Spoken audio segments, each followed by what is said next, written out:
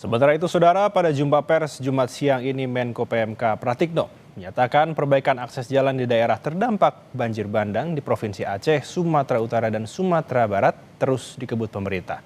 Adapun pelayanan dasar seperti jaringan listrik, jaringan telekomunikasi, pemenuhan air bersih, dan BBM juga sudah berangsur pulih meski masih terjadi gangguan di beberapa desa. Terkait pelayanan dasar, kondisi jaringan listrik di sebagian besar kabupaten kota telah berangsur pulih meskipun masih terjadi gangguan di beberapa desa akibat kerusakan jaringan dan tiang listrik. Jaringan komunikasi juga berangsur membaik meskipun di wilayah terpencil masih mengandalkan dukungan perangkat darurat seperti Starlink, radio HT, dan telepon satelit. Untuk pemenuhan air bersih, sebagian besar pelayanan di Sumatera Barat, Sumatera Utara telah kembali terlayani. Meskipun beberapa kabupaten kota di Provinsi Aceh masih membutuhkan distribusi air melalui tangki, hidran umum, dan fasilitas air darurat akibat rusaknya sistem perpipaan dan tercemarnya sumber air. Terkait ketersediaan BBM dan gas, secara umum pasokan di wilayah terdampak berangsur stabil meskipun di beberapa kabupaten seperti Tapsel, Mandeling Natal, serta Bener Meriah dan Aceh Tengah masih terjadi keterbatasan dihadapkan pada tantangan-tantangan untuk percepatan distribusi. Saudara, pembukaan kembali akses jalan di sejumlah wilayah di Sumatera Barat menjadi prioritas utama dari upaya pemulihan wilayah terdampak bencana. Kita sudah tergabung dengan jurnalis Kompas TV Rio Johannes di Padang, Sumatera Barat untuk melaporkan secara langsung.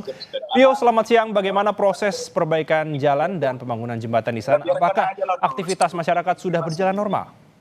Ya, Igun dan juga saudara, memang sampai saat ini aktivitas masyarakat belum bisa dikatakan normal karena memang ada beberapa kawasan yang masih mengandalkan jalur darurat, akses darurat untuk keluar masuk wilayah mereka. Dan dapat saya laporkan bahwasanya pasca kedatangan Presiden Prabowo kemarin, itu sudah 4 jembatan Baili yang dibangun, satu di Kabupaten Pasaman Barat, 2 di Kabupaten Solok, dan 1 lagi di Kabupaten Padang Pariaman, tempat di mana Presiden Prabowo kemarin itu langsung melakukan peninjauan proses pembangunannya. Nah, dalam hal ini memang di Kodam 20 Imam Bonjol menyatakan bahwasanya saat ini sudah ada 7 lagi jembatan Baili dan 5 jembatan Aramco yang akan siap untuk dibangun untuk menyambung akses masyarakat. Dan untuk titik di mana jembatan ini akan dibangun, itu Kodam 20 Imam Bonjol akan berkoordinasi dengan BPBD Provinsi Sumatera Barat untuk mengetahui titik-titik yang akan diprioritaskan sebagai tempat pembangunan jembatan Baili dan maupun jembatan Aramco tersebut. Demikian, Igun. Baik, tentu sejumlah jembatan ini masih dalam proses pembangunan, Rio. Tapi bicara mengenai distribusi bantuan di sana, apakah ada hambatan, Rio? Untuk distribusi bantuan saat ini sudah bisa semua dijangkau, baik itu walaupun meski tidak bisa dengan kendaraan roda 4, semua bantuan sudah bisa disalurkan dengan menggunakan kendaraan roda 2. Seperti yang terakhir itu di daerah Batu Busua, Kecamatan Pau, Kota Padang, itu 2 hari yang lalu memang aksesnya putus kembali karena terjangan banjir bandang susulan.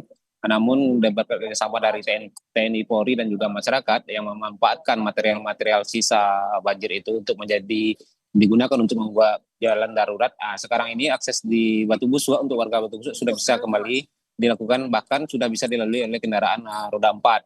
Dan dalam hal ini memang masyarakat memanfaatkan situasi ini untuk membawa perlengkapan-perlengkapan yang dari rumah mereka yang terdampak banjir itu yang masih bisa diselamatkan, mereka bawa keluar untuk ke daerah pengungsian, ke titik pengungsian ataupun ke titik-titik rumah kontrakan yang sudah mereka sewa untuk lebih aman dari terjangan banjir bandang. Demikian, Igun. Warga yang masih ada di mengontrak rumah sewa, tapi apakah masih banyak warga yang menginap di pengungsian, Rio?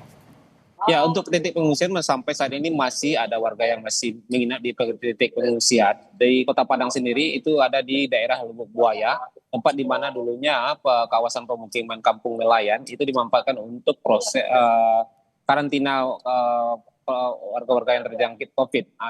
Nah, bangunan inilah yang kembali dimanfaatkan untuk tempat evakuasi sementara bagi warga yang terdampak banjir bandang. Namun memang dalam hal ini untuk warga dari Kecamatan Pau itu masih banyak di antara mereka yang masih enggan untuk pergi ke daerah Kecamatan Kota Tangah Lubuk Buaya tersebut karena mengingat jaraknya terlalu jauh sehingga mereka lebih memilih untuk menetap di daerah mengontrak rumah di daerah-daerah terdekat yang aman dari banjir bandang, dan juga ada dari mereka yang menginap di pondok-pondok tempat mereka biasa menunggui ladang mereka. Demikian, Igun.